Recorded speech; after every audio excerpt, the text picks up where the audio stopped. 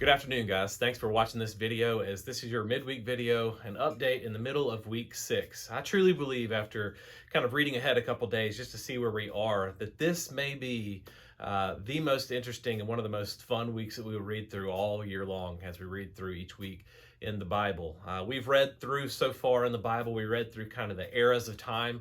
So far, we passed through that creation era on into the patriarch era, where we saw the lives of Abraham, Isaac, and Jacob.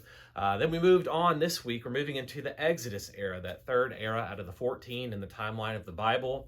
Just kind of reminding us what we've seen so far. We've already walked through the life of Jacob and all the drama that they had around it. We kind of settled last week into Joseph's story, Jacob's favorite son, and we saw all of the mistreatment and the abuse that he went through, all the while him keeping his eyes focused on God, saying that it was God who sent him there, that it was God who was doing the work.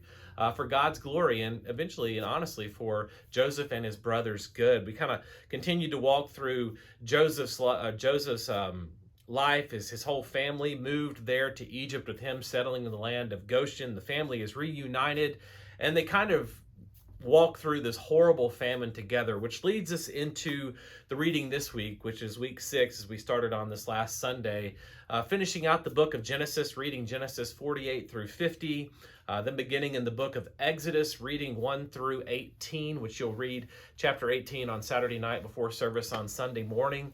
Kind of the main storylines that you see this week as we read through this week together is that we see Jacob blessing all of his sons, and so he brings his sons in. Someone said this past Sunday, as they kind of appealed to this aspect, is that Jacob really knew his sons well, and boy did he. He blesses his sons kind of based on what he knows, what he has seen. We see some interesting things in these blessings, and that he pulls in Joseph's sons to bless them as well, saying that these are my sons, and he blesses them. But we see really in this story that as he blesses each of his sons, a couple different things happen, but one that really jumps out is the way that he blesses Judah. We've already recognized and said multiple times that just like every person that ever walked the earth, that Judah is not necessarily some great guy that jumps out because he's a good guy. But God had made a promise about one day that one would come through the seed of the woman. And we see here that this is going to come through the seed of Judah. And so as Jacob blesses Judah, he says that the scepter will never pass on from you, that rulers will come from you, that your brothers will serve you. And so now we start to see this promise of Genesis 3:15 take another direction, that not just through Adam and Eve and through the seed of the woman, but also specifically through the line of Judah, which we now see this direction starting directly to point towards Jesus. After he blesses his sons, Jacob is an old man. He's had a good life. He's lived in Egypt for 17 years. Jacob dies. His sons bury him. But then his brothers are scared to death because they're thinking like, oh no, is this when Joseph comes to get us? But Joseph, using incredible wisdom, showing incredible amounts of grace, tells his brothers, saying, look, guys, what you intended for harm, God intended for good. And he shares with them and says, I'm going to treat you well because that's what's right. After that, Joseph dies, and there's this promise that goes on with his family behind him. And we move into the book of Exodus after that, where it says that the next Pharaoh, the next king of Egypt, doesn't care at all about Jacob, or doesn't care at all about Joseph.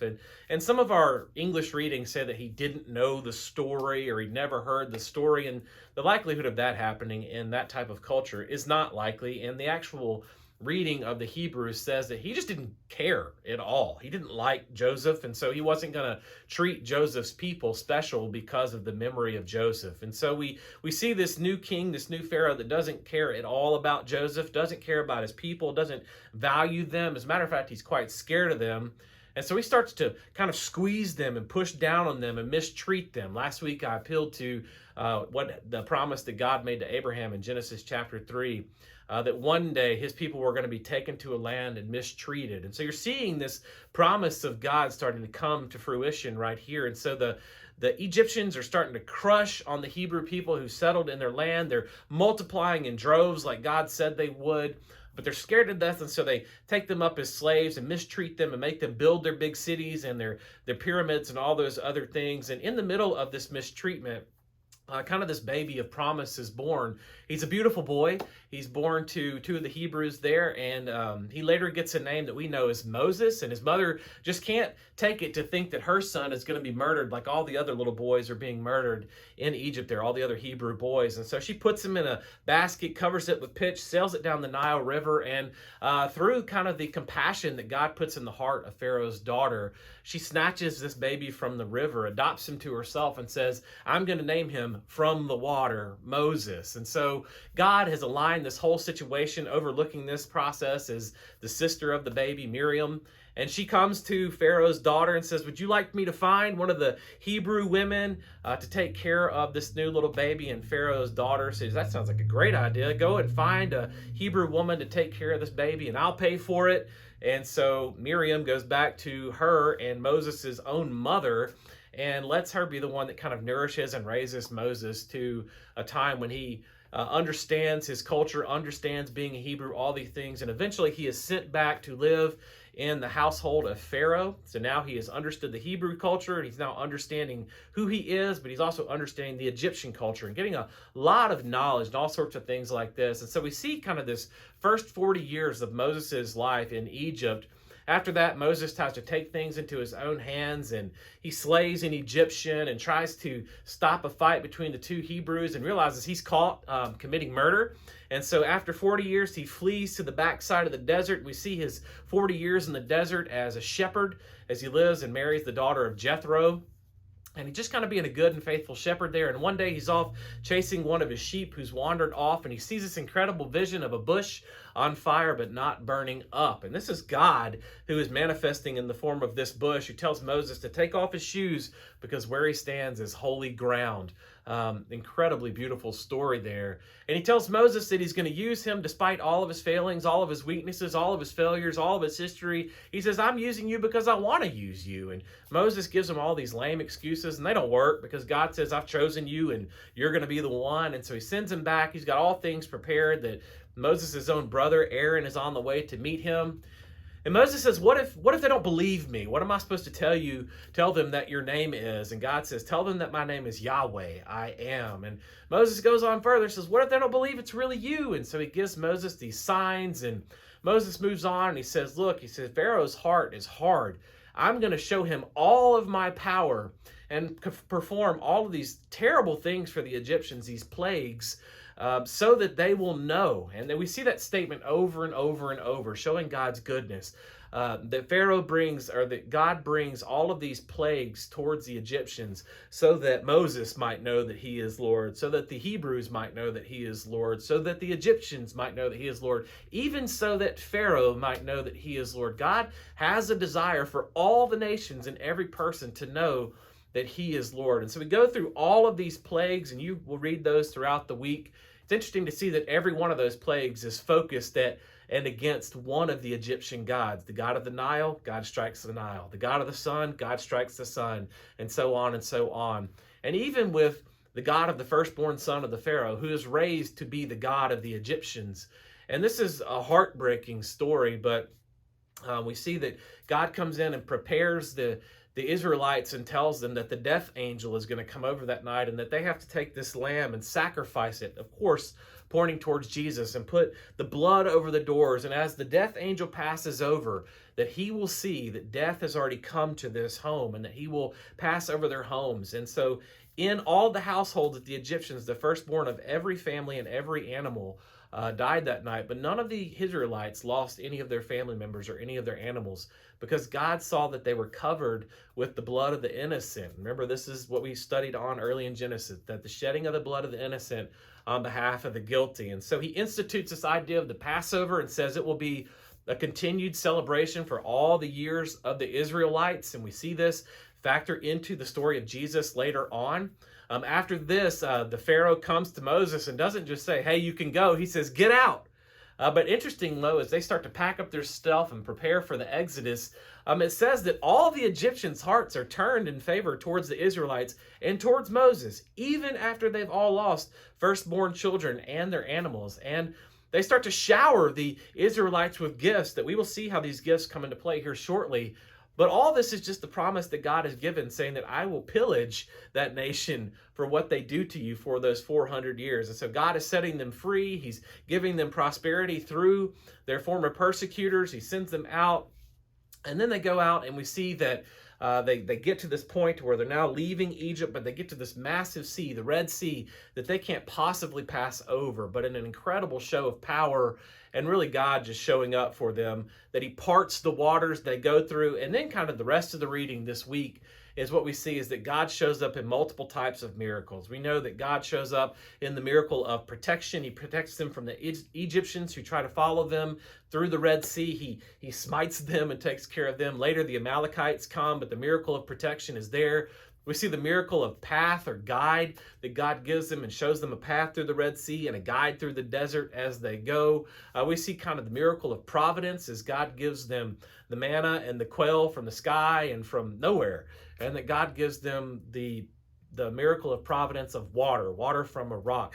All this is going on, kind of wrapping up with our reading this week as we see Joseph's father-in-law, Jethro, come back and tell Moses really what God said at the very beginning. It's not good that you do this alone. Telling Moses that he needs to institute helpers and allow people to help him. God said early on, it is not good for man to be alone. Jethro is reinstituting and restating what God has already said, is it's not good for us to do it alone. Even doing the work of God, we don't need to try to do that alone. An incredible week of reading, so much going on, so much fun to read this book, which I'm thankful for, because starting next week, it is going to get weird, it's going to get hard, but we're going to trudge through it like the Israelites through the desert, hopefully with a lot more faith as we go through. Two of the thoughts that I wanted to share with you today are quick. Usually I share one thought, but really two jumped out that I just had to share this week. As you read there in Genesis 48, as we wrapped out that book last Sunday, you saw as Jacob is blessing each of his sons, he comes to Joseph, his favorite son, and he starts to kind of sing Joseph's praises in the midst of all this. But it's interesting how it turns this time. As he doesn't sing Joseph's praises, he says everything good that Joseph did was because of God. Joseph, you were able to do this because of God. Joseph, this happened to you because of God, because of God, because of God. Such a necessary thing for us to understand that every good thing we encounter, the Bible tells it this way, that every good and perfect gift comes down from above, from our Father of lights. Every blessing you have is because of God. And so today, tomorrow, for the rest of your life, as you walk through and God opens your eyes to see the good things that are all around you, remember, it's because of him who desires to bless you. But then also the one that I really wanted to share, kind of a challenge for me and hopefully a challenge for you. In Exodus 3:14, when Moses says, who am I supposed to tell them that sent me? God says, this is my name, tell them this. He says, tell them Yahweh sent you. I am sent you. I am who I am. And that's such a heartbreaking story, because if you know your history or you know your story or anything about religions, you know that sometime after that the Israelites so valued the name of God, they so valued really everything around God, that they said, we can never use that name anymore. And to this day, Jewish people don't use the name Yahweh. They don't say I am, because they said that name is too holy to come across their lips. Now that's interesting, because in 3:14, God said, this is the name that you shall call me always. The name that God wanted to be called. A people group, the Israelites, the Jewish people, have said, we're not going to call you that. And so it's a form of man elevating himself before God and saying, God says, call me this. And they say, oh no, we can't possibly do that. And I think of the same thing today, and maybe how we do this a little bit too. And we may do it for different reasons. But if you go to any gas station, any grocery store, any people group, and you mention God, you just say the name God or the word God or the title God, most people are okay with you. Most people are all right with that. But when you start to use the name, the divine name that God gave himself, and you say Jesus, then people start to squirm a little bit. But that was the divine name. The angel came to Mary one day and said, you shall call him Jesus. And so I hope that we don't perform the mistakes, or we don't repeat the mistakes of those who've gone before us. That when you talk about God, use the name that he gave himself. God said that we should and shall call him Jesus, which comes from the name Joshua, God saves, and then he told us to use that name.